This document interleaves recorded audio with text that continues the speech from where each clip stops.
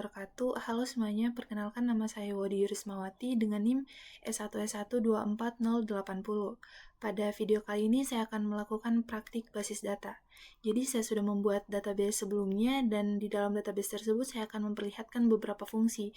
Misalnya jika kita ingin mencari nilai max, min, average, sum, count, dan juga kita akan melihat hubungan antara dua tabel dengan menggunakan inner join. Jadi langsung saja di sini saya menggunakan aplikasi Laragon. Kita buka dulu aplikasi Laragonnya. Dan di sini kita klik saja Start All, kemudian kita masuk ke terminalnya. Jadi di dalam Laragon ini saya sebelumnya sudah membuat database. Kita tuliskan dulu perintah seperti ini.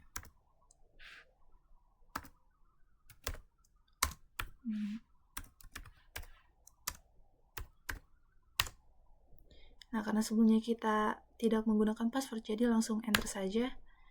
Nah, di sini database yang saya buat sebelumnya itu bernama Academic, jadi kita langsung ketik saja use academic. Nah, jika sudah ada tulisan database change, berarti itu artinya kita sudah berada di dalam database Academic. Nah, sekarang saya akan melihatkan beberapa tabel yang sudah saya buat di dalam database Academic ini. Nah, di dalam database Academic ini terdapat 3 tabel yang telah saya buat, yaitu terdapat tabel dosen, jurusan, dan mahasiswa. Coba yang pertama kita lihat dulu di tabel dosen menggunakan perintah seperti ini.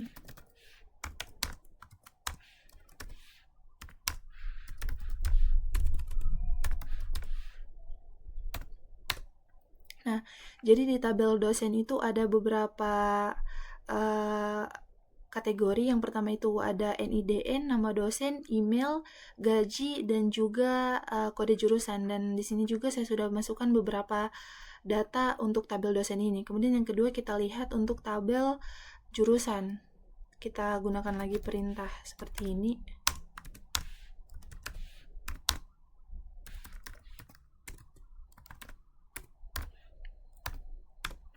Nah, di tabel jurusan ini ada 2 kolom. Yang pertama itu adalah berisi kode jurusan dan yang kedua itu nama jurusan.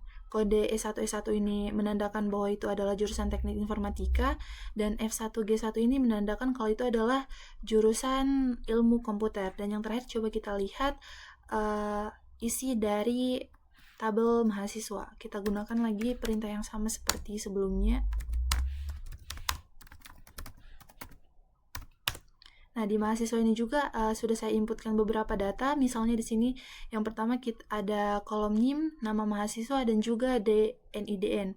DNIDN ini bergantung pada NIDN yang ada pada tabel dosen, jadi nggak boleh beda, harus sama. Nah, sekarang coba kita menambahkan satu data lagi ke tabel dosen misalnya. Jadi untuk menambahkan data baru ke tabel dosen kita itu menggunakan perintah seperti ini.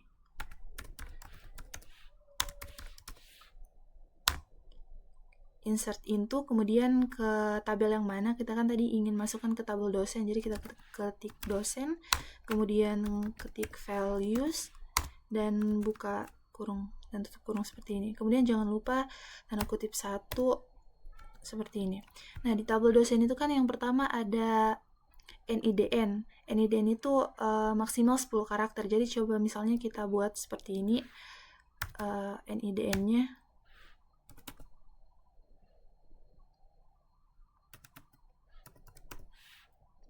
Nah, ini sudah berjumlah 10. Kemudian setelah NIDN apalagi yang harus diisi? Di situ bisa kita lihat setelah NIDN adalah nama dosen. Misalnya nama dosennya kita masukkan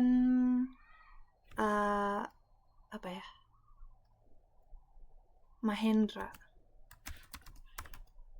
Nah, ini untuk nama dosennya. Setelah nama dosen kita masukkan lagi emailnya, misalnya mahendra@uho.ac.id.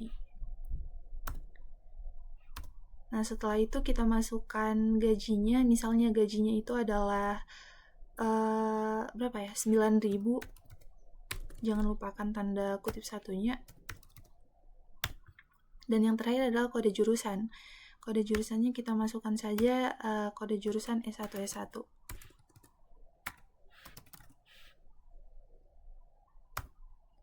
Nah, setelah dirasa sudah benar, kita jangan lupa tambahkan titik koma, kemudian kita enter.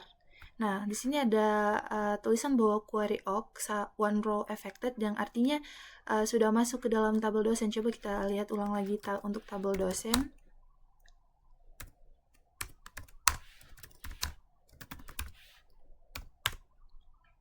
Nah, di sini sudah masuk data yang kita masukkan tadi dengan namanya Mahendra dan juga email gaji dan kode jurusannya. Jadi sudah berhasil masuk ke dalam tabel dosen. Coba lagi kita masukkan satu data ke tabel mahasiswa. Caranya sama seperti yang ketika kita menginputkan data ke tabel dosen, kita menggunakan insert into, kemudian ke tabel mana? Ke tabel mahasiswa. Terus jangan lupa values-nya. Kemudian kita masukkan nilainya. Yang di tabel mahasiswa itu yang pertama adalah kita harus mengisikan NIM. Jadi kita isi dulu NIM-nya yang pertama, yaitu misalnya seperti ini. 6. Kemudian setelah NIM kita itu harus mengisi ini nama mahasiswa. Nama mahasiswanya misalnya siapa ya? Ahmad misalnya. Kemudian untuk selanjutnya yang harus kita isi itu DNIDN. DNIDN ini kita harus samakan dengan yang ada di NIDN di dalam tabel dosen ini, nggak boleh beda. Misalnya kita di tabel dosen ini kita memilih NIDN dari Pak Natalis.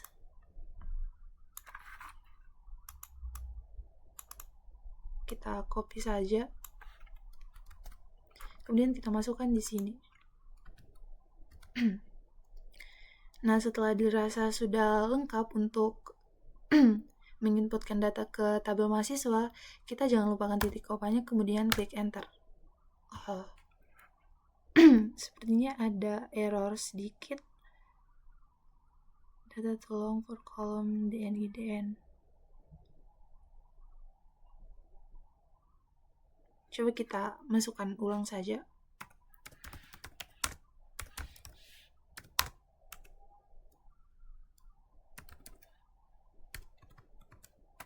Untuk mahasiswa, jangan lupakan values-nya. Yang pertama itu adalah kita harus memasukkan NIM.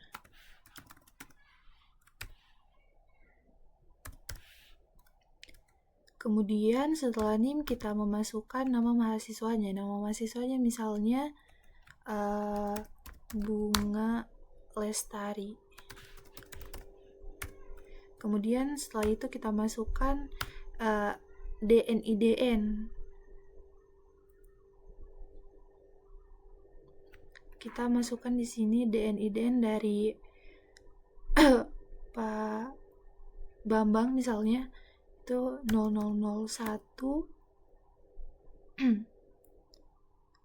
128 401. Nah, sini sudah ada NIM, nama mahasiswa, dan juga DNIDN-nya. Kemudian kita titik koma, terus kita enter. Nah, di sini sudah ada pemberitaan kalau misalnya query awk one row affected. Coba kita cek lagi kalau misalnya datanya sudah berhasil masuk from mahasiswa.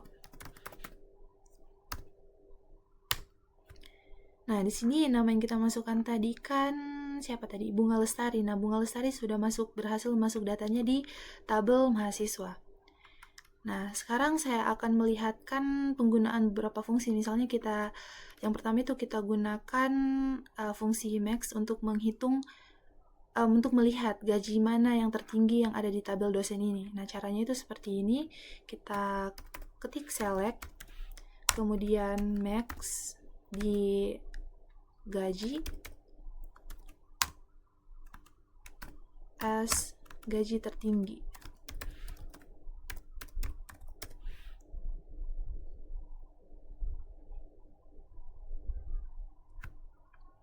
seperti ini, kita enter. Terus from dosen. Nah, jadi gaji tertinggi dari tabel dosen itu adalah 10.000. Kemudian kita coba lagi untuk melihat yang fungsi minnya.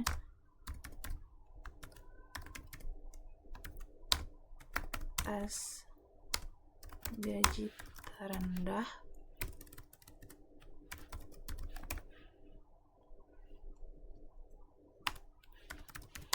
from dosen. Nah, kalau misalnya tadi kan sudah dilihat yang max-nya itu adalah 10.000. Nah, sekarang ketika kita menggunakan select min, itu yang muncul adalah gaji terendah yang berarti 5.000.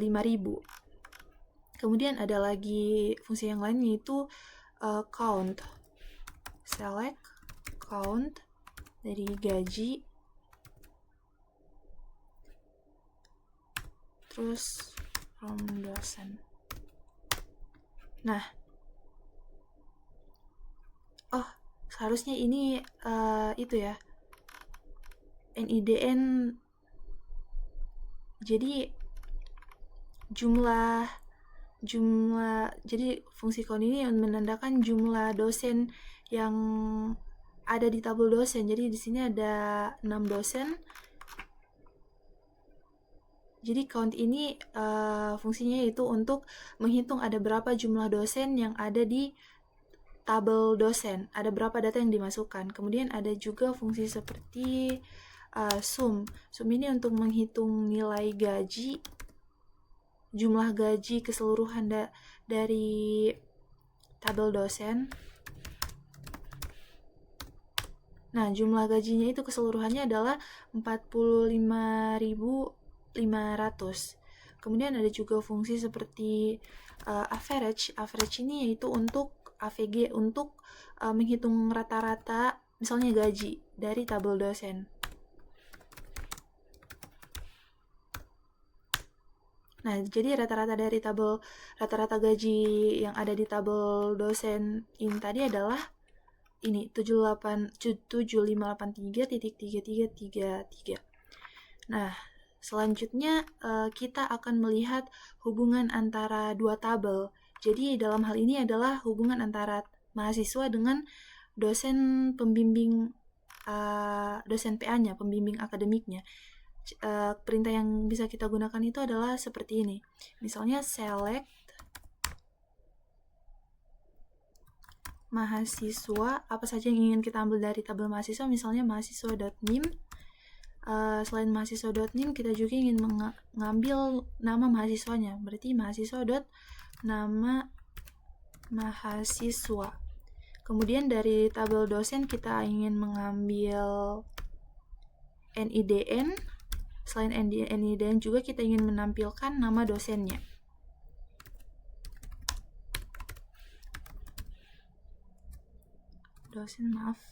Dosen.nama dosen. Jadi ini maksudnya dari tabel mahasiswa kita ingin mengambil NIM dan juga nama mahasiswa, dan dari tabel dosen kita ingin menampilkan NIDN dan juga nama dosennya. Kemudian yang baris kedua kita tulis seperti ini, from mahasiswa, dosen. Terus yang ketiga kita tulis lagi seperti ini, where mahasiswa dot NIDN sama dengan dosen dot NIDN. Nah, ini tuh untuk menghubungkan, jadi yang menghubungkan antara mahasiswa dengan dosen itu adalah untuk mahasiswa ini NIDN dan dosen adalah NIDN. Nah, jika dirasa sudah selesai, jangan lupakan titik komanya, kemudian kita enter. Nah, di sini sudah tampil NIM, nama mahasiswa, NIDN, juga nama dosen. Jadi di sini bisa kita lihat kalau misalnya nama mahasiswa Wody Yurismawati dengan NIM sekian itu, nama dosen pembimbingnya itu adalah Pak Natalis Ransi dengan NIDN sekian. Begitupun juga untuk Anggika Lestari dan juga yang lainnya. Mungkin itu saja yang bisa saya jelaskan terkait praktik basis data, mulai dari tadi sudah menunjukkan select, bukan isi dari setiap tabel, misalnya dari tabel dosen, jurusan, juga mahasiswa. Kemudian kita juga sudah melihat beberapa fungsi tadi, misalnya max, min, count, sum, dan juga average. Dan yang terakhir kita sudah berhasil melihat hubungan antara dua tabel, di mana di sini kita lihat hubungannya itu sebagai dosen pembimbing akademik. Mungkin itu saja yang bisa saya jelaskan terkait basis data. Jika ada salah kata, mohon dimaafkan. Sekian, wassalamualaikum warahmatullahi wabarakatuh.